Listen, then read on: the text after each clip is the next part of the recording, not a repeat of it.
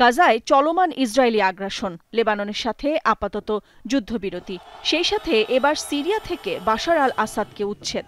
এর পরপরই সিরিয়ার অধিকৃত গোলান মালভূমি দখলে নিয়েছে ইসরায়েল। অন্য যে কোনো সময়ের চেয়ে এখন অনেক বেশি উত্তেজনা পরিস্থিতি বিরাজ করছে মধ্যপ্রাচ্যে।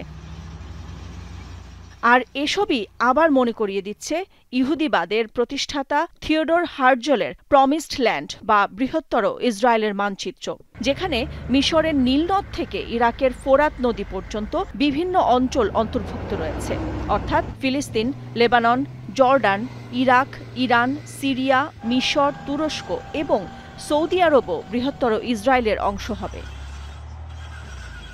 সে লক্ষ্যেই যেন খুব নিখুঁতভাবে কাজ করছে ইহুদি রাষ্ট্র ইসরায়েল। তাদের পালে হাওয়া দিচ্ছে যুক্তরাষ্ট্র সহ পশ্চিমা বিশ্ব।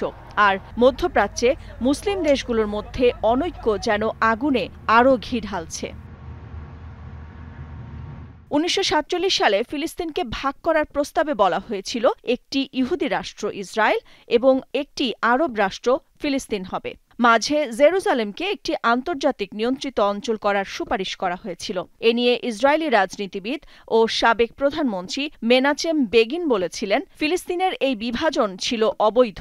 প্রতিজ্ঞা করেছিলেন জেরুজালেম সবসময় ইহুদিদের রাজধানী ছিল এবং থাকবে।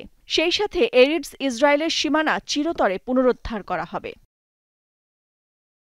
৭৫ বছরের বেশি সময় ধরে ইসরায়েল আগ্রাসন চালিয়ে যাচ্ছে দুই দেশের সার্বভৌমত্ব লঙ্ঘন করে। এবার আর তা শুধু ফিলিস্তিনের মধ্যে থাকছে না বলে মত বিশ্লেষকদের।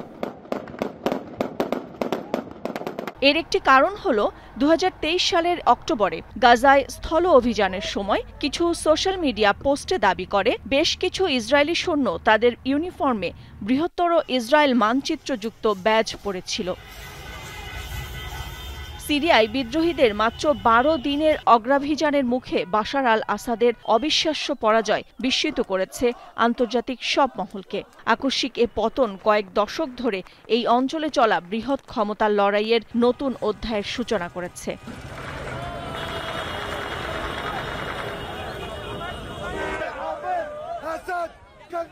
1947 সালে যখন ইহুদিদের জন্য এই রাষ্ট্র প্রতিষ্ঠা করা হয়েছিল, তখন মনে করা হয়েছিল যে তারা সারা বিশ্বে শোষণের সম্মুখীন হচ্ছে। তাই তাদের এমন একটি পৃথক দেশ খুঁজে বের করা উচিত যেখানে তারা সমস্ত পশ্চিমা দেশগুলো থেকে মুক্ত থাকতে পারবে। তবে সে সিদ্ধান্তই এখন যেন গলার কাটা হয়ে বিঁধে আছে মধ্যপ্রাচ্যে।